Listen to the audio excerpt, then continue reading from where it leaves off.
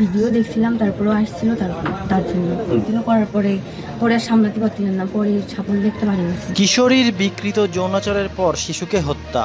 যশোরের বাঘারপাড়া উপজেলার শ্রীরামপুর গ্রামের পুকুরে 5 বছর বয়সী তাসনিয়ার লাশ পাওয়া যায়। পানিতে ডুবে মৃত্যু হয়েছে বলে ময়নাতদন্ত করতে রাজি ছিলেন না স্বজনরা, কিন্তু শিশুটির ঠোঁটে ক্ষত থাকায় ময়নাতদন্তের সিদ্ধান্ত নেয় পুলিশ। প্রায় 2 মাস পর ময়নাতদন্তের প্রতিবেদন থেকে জানা যায় পানিতে ডুবে নয়, শিশুটিকে হত্যা করা হয়েছে। এ ঘটনায় অজ্ঞাত আসামিদের নামে মামলা করেন শিশুটির বাবা। এ ঘটনায় জড়িত 3 জনকে গ্রেপ্তারের পর বেরিয়ে এসেছে চাঞ্চল্যকর তথ্য।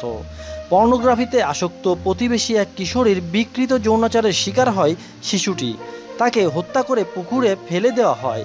অভিযুক্ত 3 জনকে গ্রেপ্তারের পর রোববার আদালতে সোপর্দ করে police bureau of investigation PBI. গ্রেপ্তাররা হলেন বাঘারপাড়ার শ্রীরামপুর গ্রামের ঈশিতা আক্তার ঋতু, তার বাবা তহিদুর রহমান ও মা নিরু বেগম।